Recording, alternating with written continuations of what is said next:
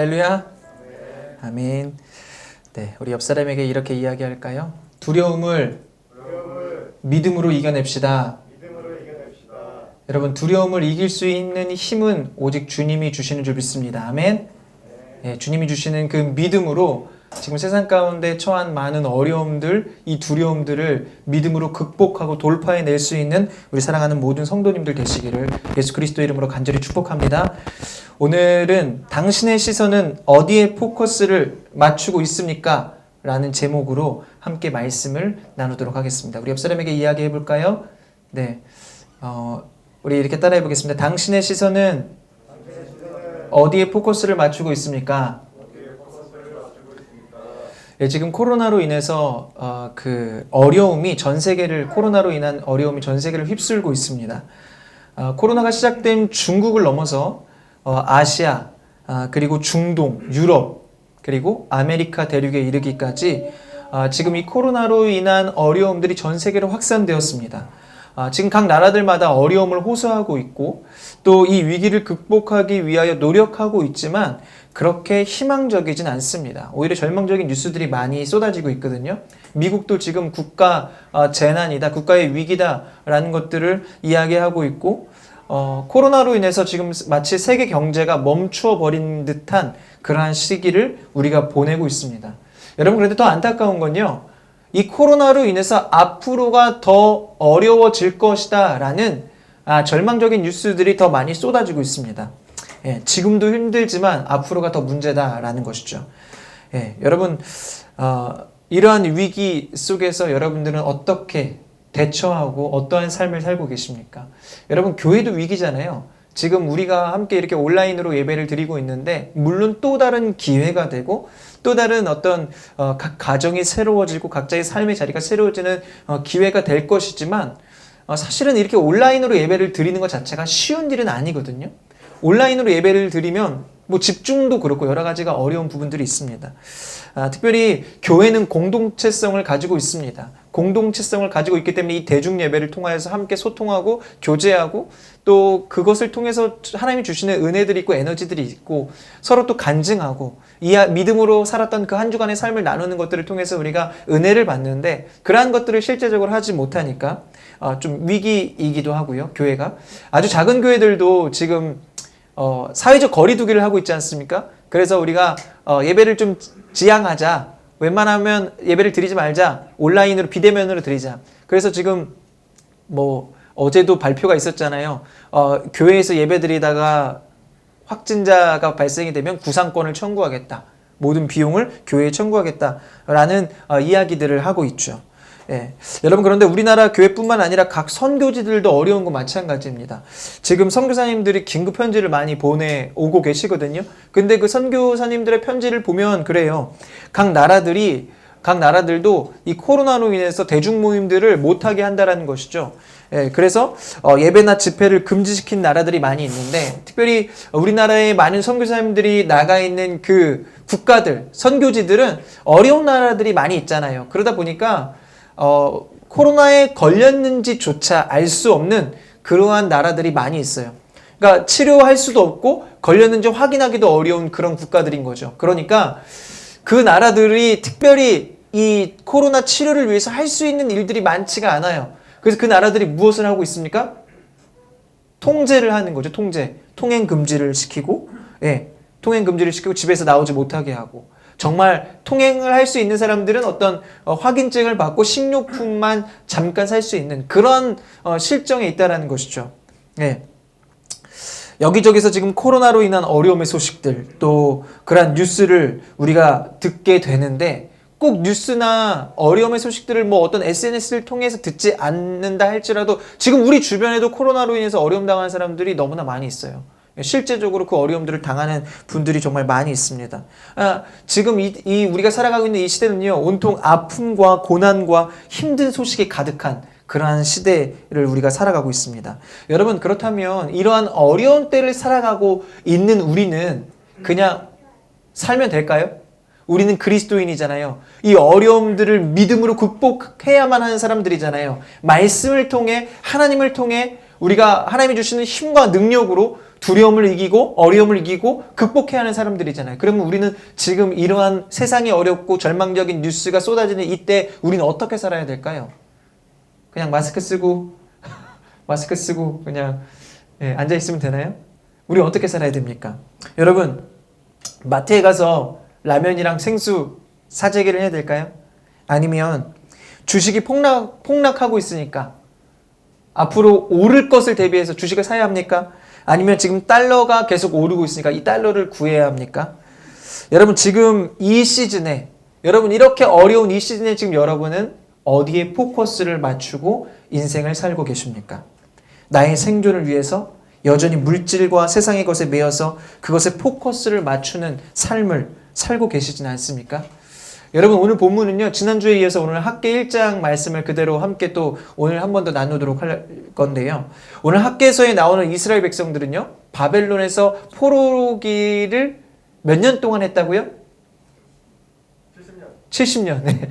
70년 동안 포로 생활을 했습니다. 그랬다가 예루살렘으로 귀환했던 1차 귀환의 그 사람들인데, 그 내용들인데, 여러분, 포로 생활을 하긴 했지만 70년이라는 세월을 바벨론에서 지냈어요. 그러다 보니까 바벨론에 그들의 삶의 모든 터전들이 있었겠죠. 그들이 생활했던 모든 삶의 바운더리가 바벨론에 있었고, 직장, 가정, 모든 것들이 다 바벨론에 있었어요. 그런데 그들이 예루살렘으로 귀환했다라는 것은 그 모든 것들을 버리고 예루살렘으로 돌아왔다라는 거예요. 그러니까 지금 예루살렘으로 귀환한 사람들은 보통 사람들이 아닌 거예요. 엄청난 각오와 결단과 결심을 가지고 온 거예요. 그들은 무엇을 위해서 이런 각오와 결심을 했을까? 바로 무너진 성전을 재건하라라는 하나님의 부르심 앞에 결단과 헌신을 한 거죠. 우리 함께 따라해 볼까요? 하나님의 부르심. 그들은 하나님의 부르심 앞에 이렇게 결단하고 각오했습니다. 여러분, 그런데요, 그들이 그 부르심을 가지고 예루살렘으로 왔습니다. 그런데 예루살렘에 오니까 그곳에 이미 살고 있던 사람들이 이 이스라엘 백성들을 좋아하지 않았어요. 환대하지 않았어요. 오히려 그들이 눈에 가시거리처럼 느껴진 거죠. 그래서 그들이 하는 모든 일들을 방해하기 시작합니다. 성전을 짓는 것도 방해하고 그들이 살아가는 모든 것들을 방해하는 거예요. 그들이 삶의 곳에 터전에 뿌리를 내리지 못하도록 계속해서 방해를 합니다. 그러다 보니까 그들의 시선이요, 그렇게 부르심을 향한 하나님을 향해서 그렇게 시선이 포커스를 맞추는 인생을 살다가 계속해서 그 상황과 환경이 어려워지니까 결국에는 그들의 시선이 어디로 맞춰졌느냐? 나의 안위와 만족과 평안을 위해, 나의 소유를 위해서 삶을 살게 된 거예요.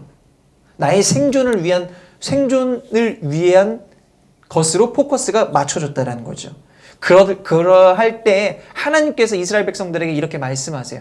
오늘 학개 1장 9절부터 11절까지 말씀인데요. 우리 같이 한번 읽어볼게요. 9절, 10절, 11절입니다. 함께 읽겠습니다. 시작. 너희가 풍성함을 기대했지만 조금밖에 거두지 못했고 너희가 집에 가지고 왔으나 내가 불어 날려버렸다. 왜 그랬겠느냐? 만군의 여호와께서 하시는 말씀이다. 내 집은 무너진 채로 남아있는데 너희는 각자 자기 집 일에 바쁘기 때문이다. 그러므로 하늘은 너희 위에 이슬 내리기를 그치고 땅이 열매 내기를 멈췄다. 내가 땅에, 산에, 곡식에, 새 포도주에, 새 기름에, 땅이 생산해내는 것에, 사람의 가축에, 너희 손이 만들어내는 모든 것 위에 가뭄이 들게 했다. 아멘.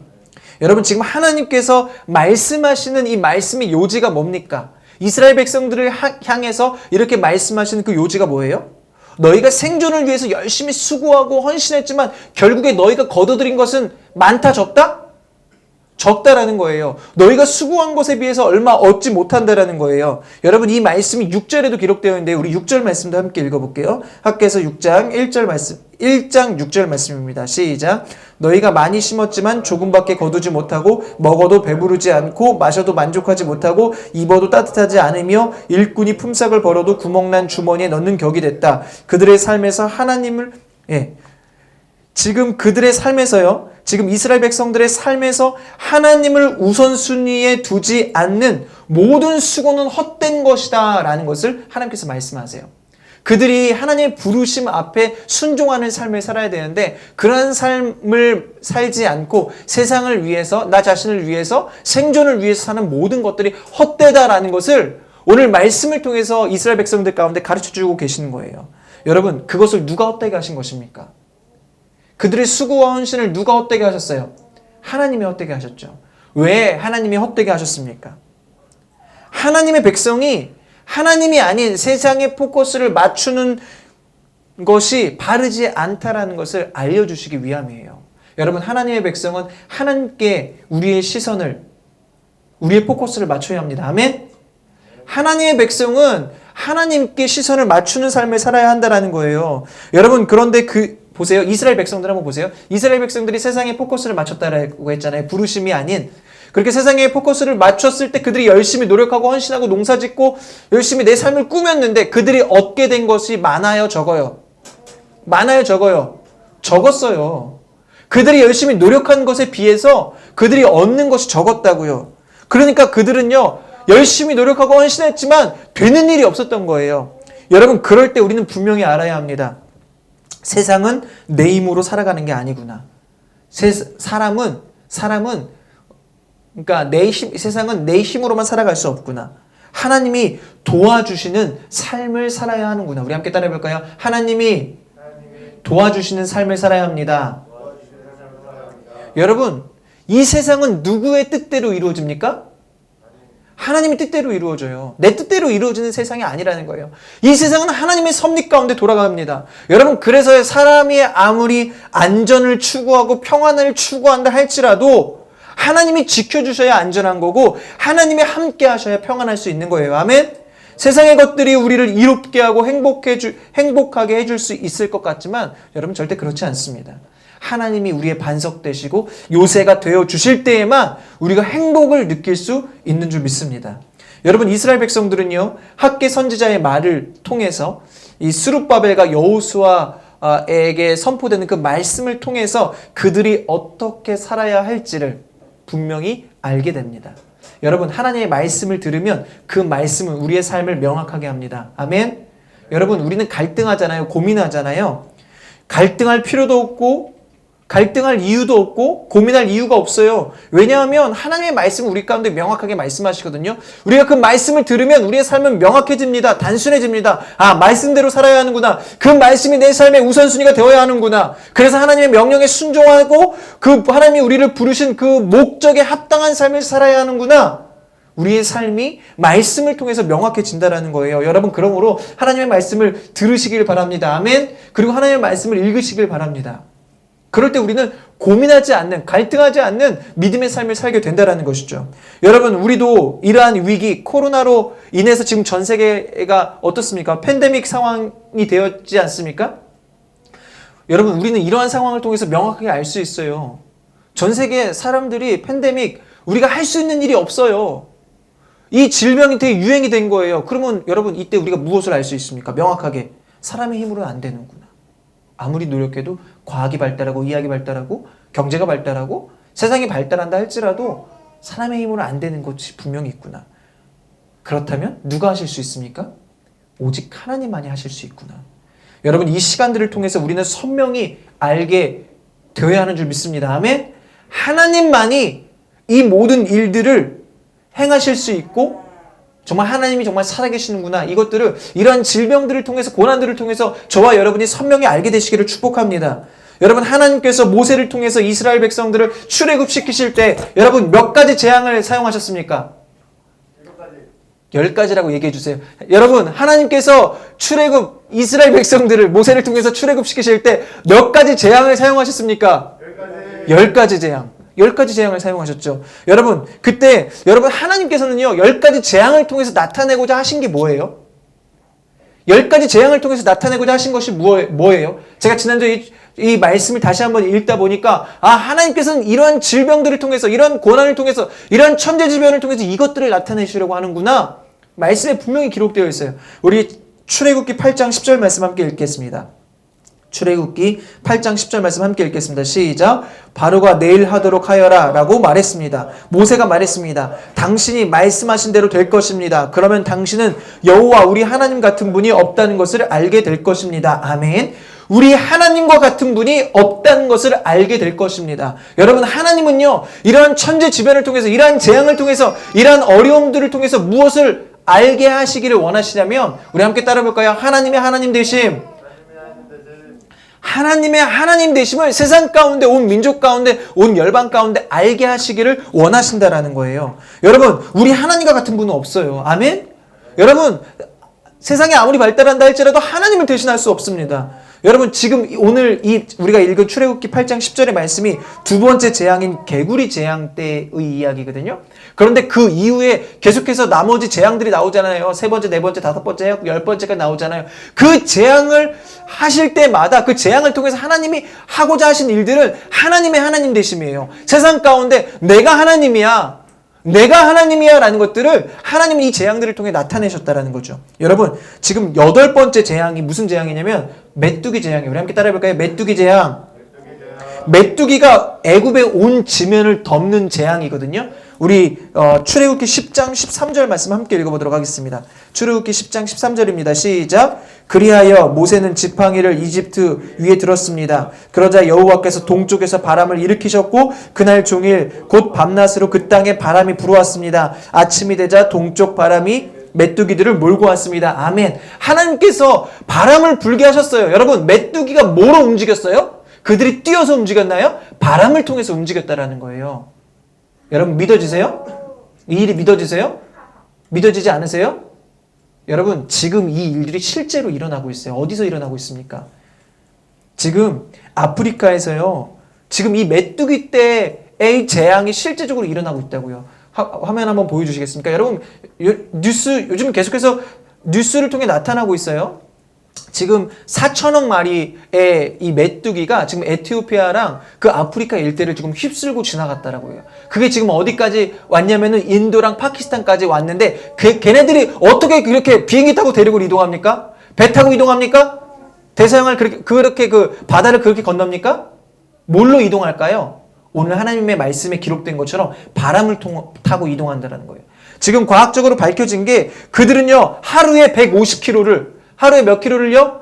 150km를 바람을 타고 이동한대요. 대륙과 대륙을, 바다를 건너서 이동한다라는 거예요. 지금 그래서요, 중국이 무엇을 준비하고 있는 줄 아십니까? 이 메뚜기들을 제거하기 위해서 10만 마리의 오리 부대를 준비했다라는 거예요. 오리가 군인이에요. 메뚜기를 먹는 군인.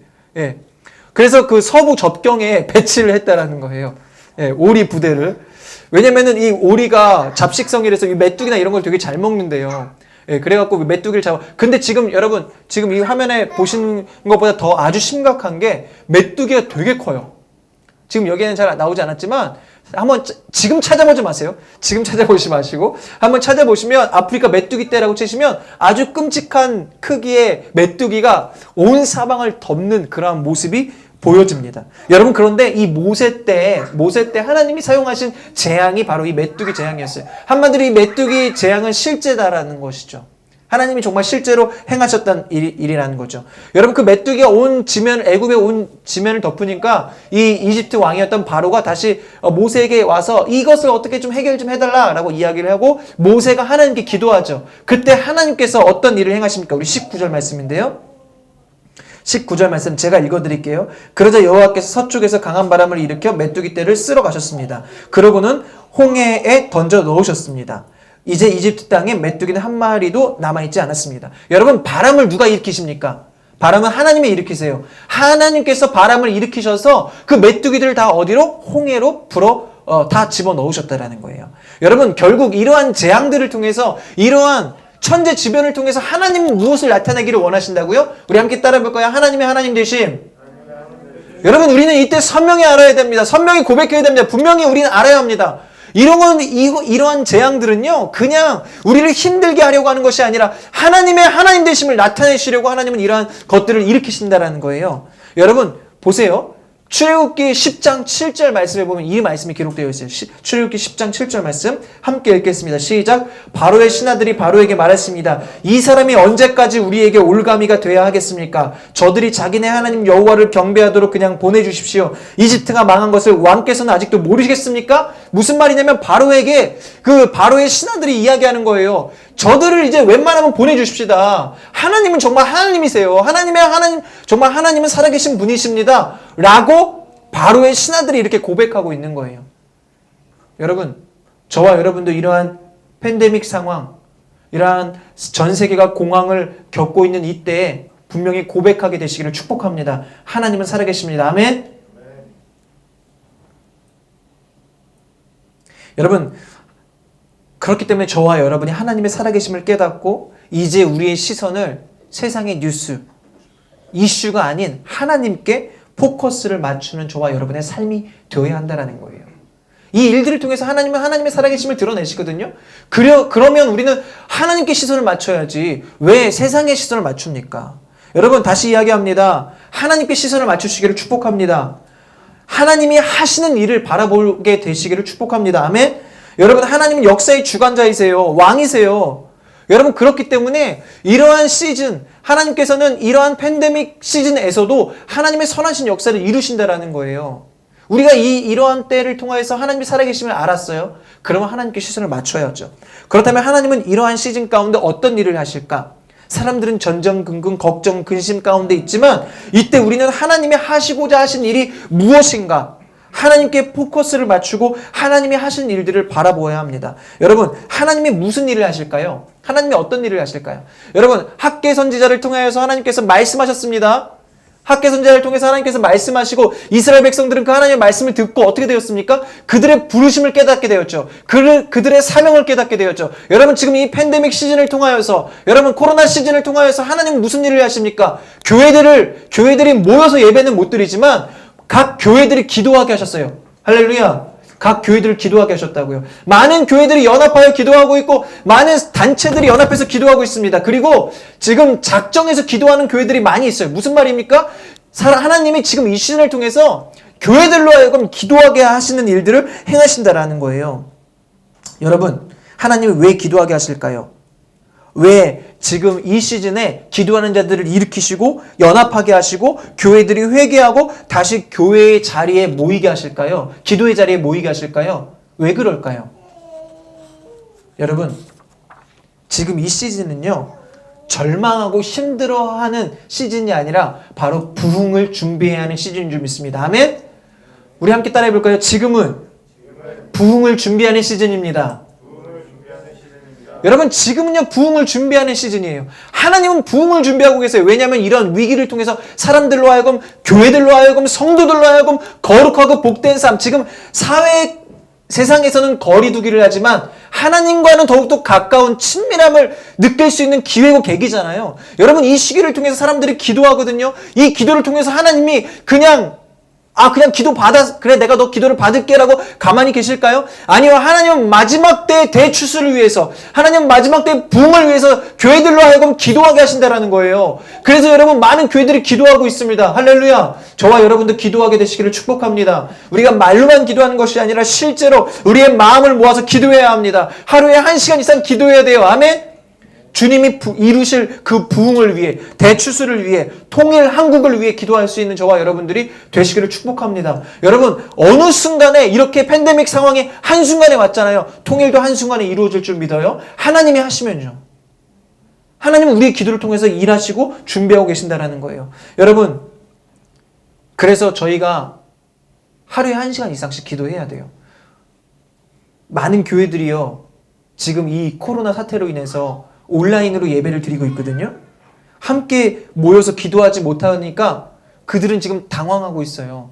많은 교회들이 당황하고 있다고요. 그런데 저희는요, 이렇게 온라인으로 예배 드리고 각자의 삶의 자리에서 기도하는 것을 하나님께서 먼저 경험하게 하셨어요. 언제 경험하게 하셨습니까?